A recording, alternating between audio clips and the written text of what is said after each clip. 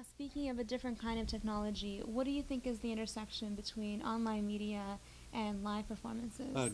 I'm aware of the plethora of bloggers that we have here in the Bay Area and also nationally. And anything that gets discourse going about our work and our field, uh, the more the merrier. And let's get people informed and knowledgeable in the best ways we can. And in many cities, print reviews and print articles are disappearing little by little by little as newspapers bite the dust. I'm happy to say in our market, um, San Francisco Chronicle is hanging on. They've done a lot of cost cutting and reorganizing, but arts and music coverage remain a very important pillar of their activity because uh, they did research and found out that it's one of the major reasons why people subscribe and buy the newspaper is for the arts, entertainment coverage, obviously sports coverage, whereas the news itself may be more widely available. But they still are very important. They are an important way that we advertise, and they're a very important way for people to learn about the opera. And yes, the review that takes place in the Chronicle is a very important element of our attracting public to an opera post opening night. The result of all the online media and bloggers, the advent of blogging, has really affected society such that everyone is a critic in a way. Has that affected your choice in programming or problems that you face, perhaps with new and controversial productions getting negative reviews? No, um, we go about what we do, and they talk about what we do, and to this point, it has not become overwhelmingly influential to the way we do what we do. Then, of course, there are the so-called social media like Facebook and Right. Twitter.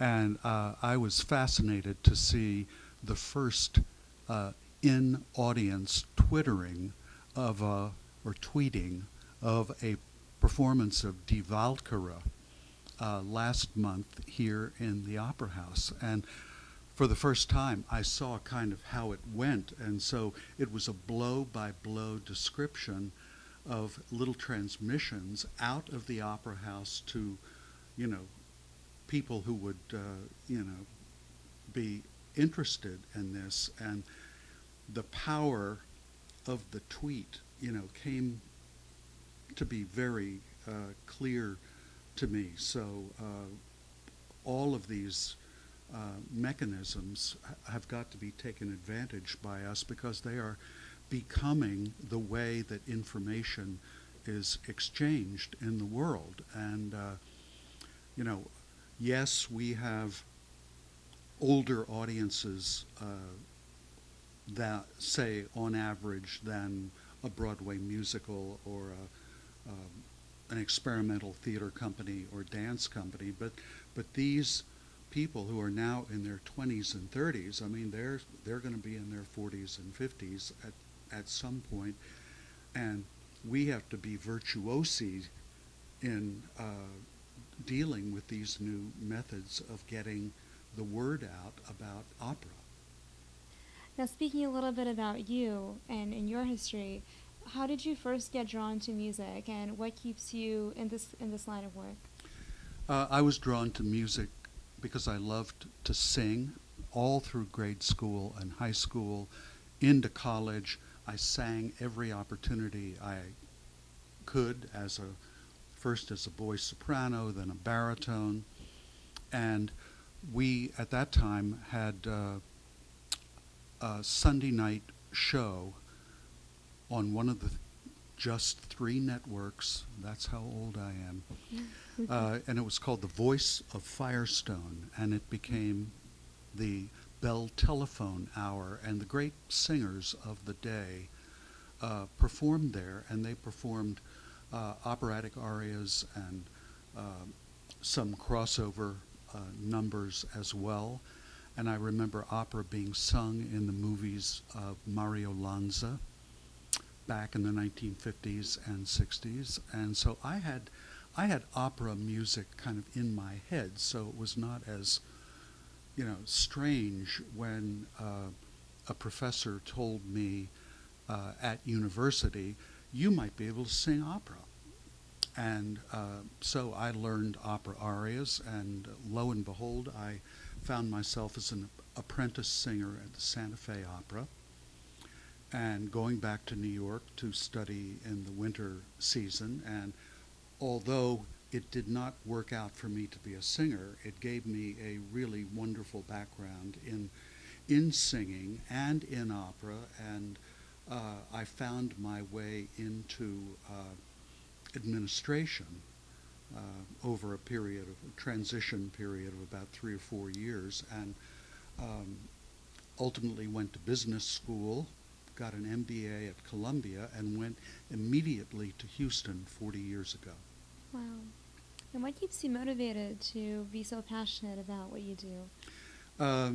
Well, when everything works, it's really powerful and moving and touching beyond any other art or entertainment form that I encounter. So it's a quest always to align all of the aspects of opera, the singing, the acting, the visual, what the piece is itself, how it's interpreted, to try to find that elusive, perfect combination that lifts people, out of body, to have an experience that I think only opera can deliver. Do you see the current economic situation as changing the trends in opera in the coming years? Well, currently it's making all of us very conservative and pulling back, trying our best to balance income and expense. And, we hope that we get out of this. We've gotten out of these situations before, economically, in this country, in the world, and that we will get on another growth spurt as we go ahead in the future, and that the growth will not be limited to in-theater activities, but which will use your electronic means of transmission to broaden the public at all age levels about opera, and keeping a steady flow of new people into the opera house. We are kind of in a post music education in the schools period, although there has been some rebound of that in maybe the last 5, 6, 7 years. But we have to make our own opportunities for younger people and young professionals, etc., to encounter opera, because there's a very strong likelihood that they have never had the experiences like I had back in the 1950s and 60s of being impressed with how powerful and expressive opera really is, and that might be an entertainment option for them. And what are some of the most exciting projects that you're working on for the near future? Well, we have a ring coming up, our own ring coming up next June. That is a project I've never tried before, and it's the proverbial Mount Everest of operatic projects.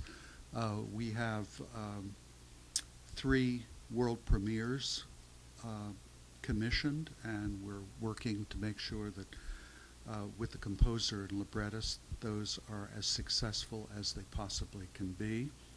We're going to continue to expand our video horizons, and as we can afford it, replace our core repertory of the top 10 operas with more fresh and contemporary stagings.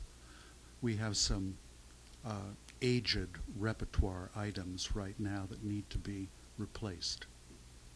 Well, all of that sounds very exciting, and we're looking forward to seeing all of that happen. And thank you so much for your time. You're very welcome.